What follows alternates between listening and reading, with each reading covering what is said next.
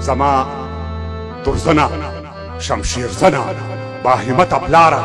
بیرغ نخان شمله د هسکه تر قیامت پلاره دغه خوږه اوږده قصه شپه تر سهره وکړه ما ته زما د ازادۍ قصه له سره وکړه خوښ شئ چې دا لوی احمدشاه دی که خوشحال غږیږي میرزمان خان سید اکبر خان که سید جمال غږیږي وایي چې موږ تر شا نه توپ او نه جازونه پرېښي موږ په میراث کې کتابونه تاریخونه پرېښي نه چا په سوال نه چا سوغات کې ازادي راکړې نه چا خیرات نه چا زکات کې ازادي راکړې دا په خپل کور کې لاس تر زنې میلمانه څه کوم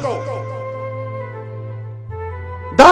په خپل کور کې لاس تر زنې میلمانه څه کوم زه ګوپیسرې او شلغمسرې پښتانه څه کوم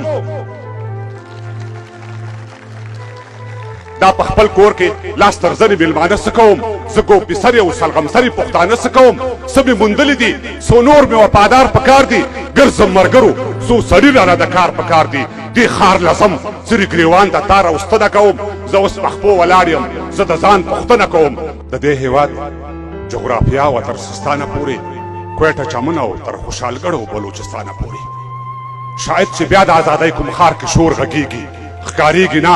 خو په سینه کې مې یو اور بلیږي ستا پر ګولو ویش د ټټر بلا بلا واخلم پر ازادۍ مات شوي سر بلا دې بیا واخلم ملالۍ ډېرې دي خو ستا هغه ټپه ګرانه ده بې له ټوپکه پر دا ملک کې ګزاره ګرانه ده او زه دې خفه یم خو چې ټنډه دلالي سمه وي چې ازادي وي او له سیال سره سیالي سمه وي همدومره بس نور څه ویلو ته حاجت نشته دی پر مخ د ځمکې له دې پورته بل نعمت نشته دی نمزالی عمر په ټپو او یا قربان تېروم نمزالی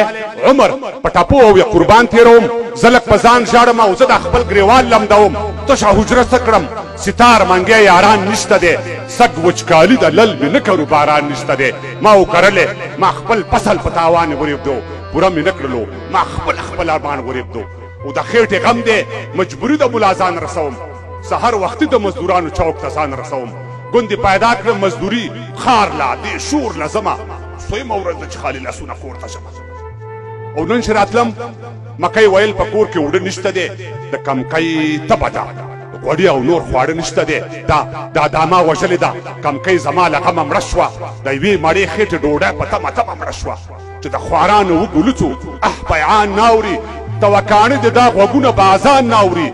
پخوا لمدې وي خو اوس غبرګو کې اوبه نشته دی دا زړونه کاڼي دي دې سترګو کې اوبه نشته دی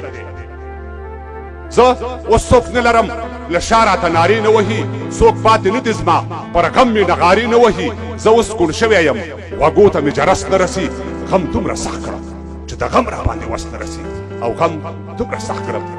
دا څو